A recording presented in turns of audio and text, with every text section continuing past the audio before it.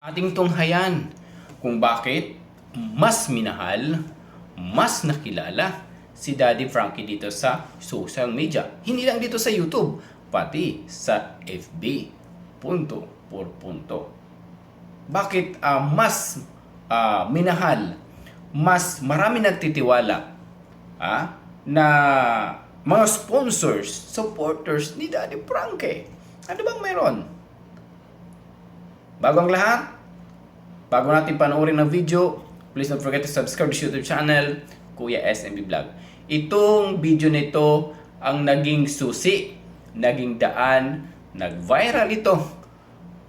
Na itong video nito, maraming naantig na mga mamayang Pilipino. Hindi lang dito sa Pilipinas, international pa. Na kung bakit mas maraming nagtitiwala kay Daddy Frankie, punto por punto. Please watch this. Ay, ala, ano na nangyari?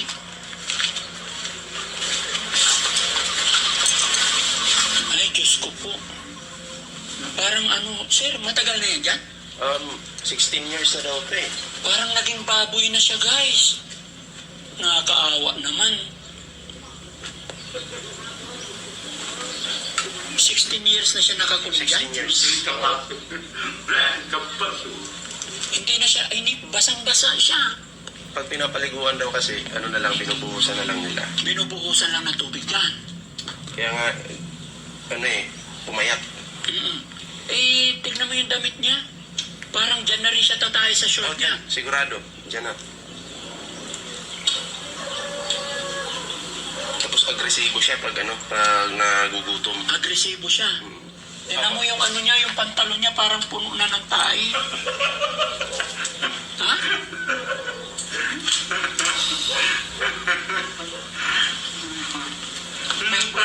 Kuya, anong pangalan mo?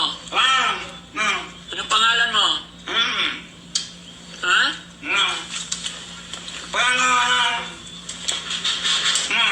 Anong pangalan mo? Ha?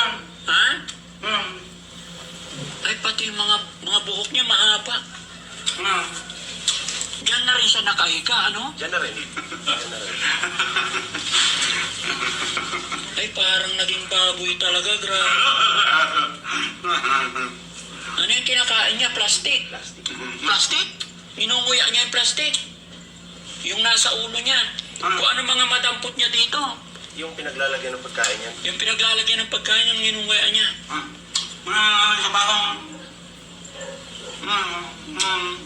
Yung niya, yung hair niya. Nananakit ba to? Noon daw, nananakit, pero iwan ko lang ngayon. So, 16 years na siyang ganyan. 16 years. Maaari nga kasi yung rehas, nakakalawang na. Ano pangalan niya?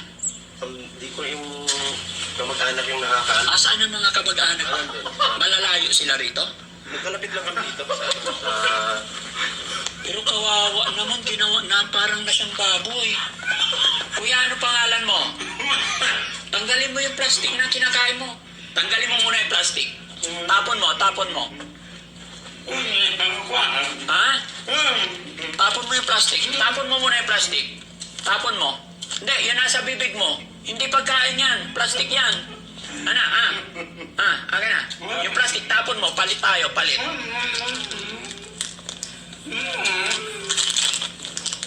Ninunguya niya kasi yung plastic pag nalunok niya yan. Delikado. Ha? May asawa ba to, bro? wala eh. Binata to? Oo, pero ang alam ko lang pag elementary pa siya, tapos nagkaganyan na.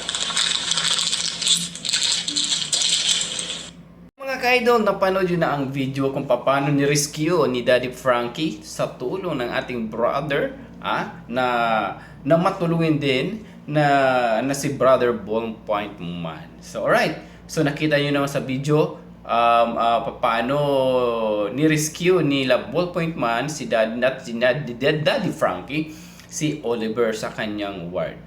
So alam naman natin ang mga naging dahilan siguro. So sa mga ganun, even sa probinsya, kapag kinukulong ang isang pasyente, talaga may reason po yan. So ang rason po ni Sir Oliver po ay nananakit po siya. So why kinulong siya ng 16 years. So God bless dahil po may katulad ni Brother BPM, of course ni Daddy Frankie, na mas nabigyang bukas, mas nabigyang pag-asa ang buhay ng ating kasi Pilipino na si Sir Oliver. So wag na po tayo magtaka kung bakit mas maraming nagtitiwala, mas maraming nagsasabi na dapat, hindi lang dapat, karapat dapat na maging ehemplo, example ang isang pangalang Daddy Frankie sa larangan ng charity. So alam naman natin ngayon, alright? Hindi ko lang pinagmamayabang dito si Daddy Frankie, pero nakikita naman, right? Na kung sa ratings, sa views, agoy na malaom-laom na laging top siya. Okay? Hindi nagpapataob. Na dahil yung iba doon, yung ibang mga kagrupo doon ng hindi ko naman against ako sa Kalingap, yung yabang ng ibang grupo doon na pinagayabang na wala daw makakapantay. Sa Kalingap charity. Walang makakataob. Pero lagi kasi hilig nila kinukumpara si Daddy Frankie, of course, Kalingap charity. So, ayan. Okay, yan din po. So, marami namang mga videos naging viral ni Daddy Frankie why na nagbiglang lumubog ang kanyang community. Maraming nagmamahal kay Daddy Frankie. So, isa na rin po doon si Kuya SMB. Nasabi ko nga, how to be you, Sir Daddy Frankie. As paano maging katulad niyo po na mas marami nagtitiwala, mas marami nagmamahal. So nakikita naman po yan ng mga supporters, mga ka-idol.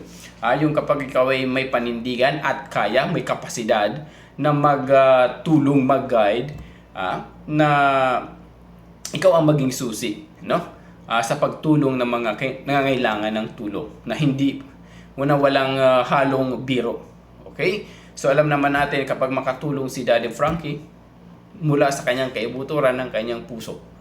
Alright? Kung anumang tinatamasa ngayon ni Daddy Frankie, dahil po yung kanyang sipag at agresibo, okay, sa pagtulong sa ibang tao. So alam naman natin kapag tumulong tayo ng ibang tao, sabi mo na kung ano ang ibinigay mo sa ibang tao, yun daw ibabalik daw yan sa iyo. So yun po, yung point ni Kuya SMB, sana tularan natin, gayahin na lang natin si Daddy Frankie. Kasi siya po ang isang big example sa mga small crew YouTube creator katulad po namin. Okay, na nakikigamit lang dito sa social media community. Alright? So ayan. So again, sa mga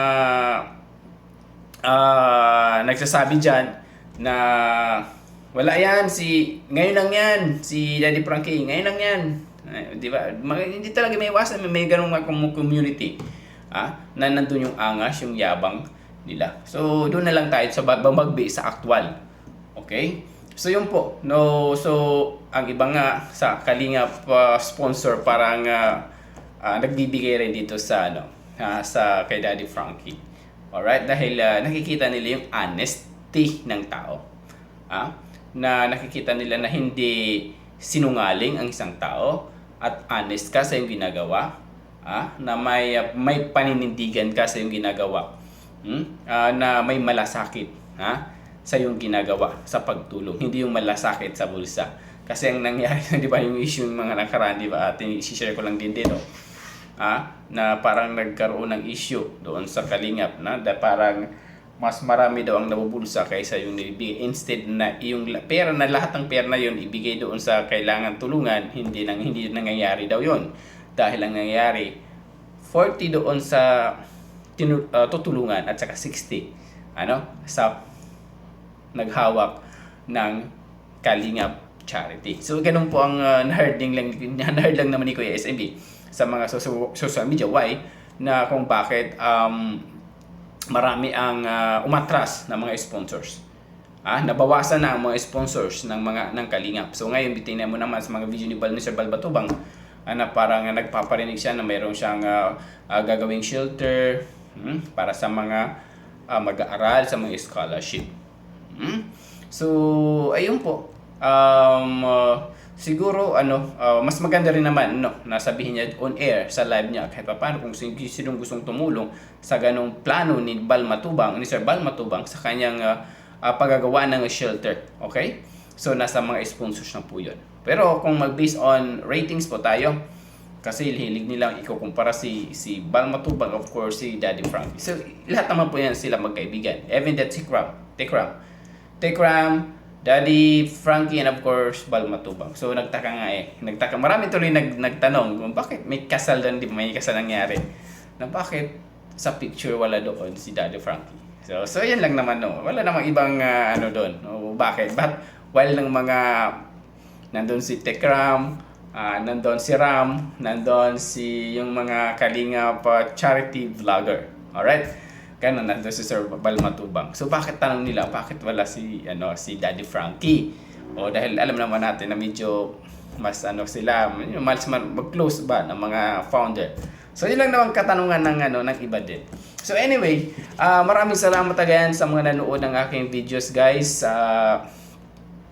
Salamat, thank you. Again, sa mga nandyan, please don't forget to share and like, subscribe na rin dito sa aking YouTube channel, Kuya SMB Vlog. Magkaisa, magtulungan, para maging sulido pulido any community. Tekram, Daddy Frankie community, and of course, kay Kalingap community. Yun lang din po. So, ang point lang naman, ang lang ni Kuya SMB is be honest na lang po tayo. Kung nagbibigay nyo ang isang tao ng tiwala sa iyo, wag mong sayangin po yun. Aral to wag yung sayangin. Pagkakataon mo na yun. So yun. So mahirap maibalik yung tiwala. Okay? Kapag ito ay naputol na. Again, this is Kuya SMB. Para sugar na punto per punto, fact na fact and full na full. Have a good day everyone. Ingat, God bless. Mabuhay po tayong lahat. Love you all.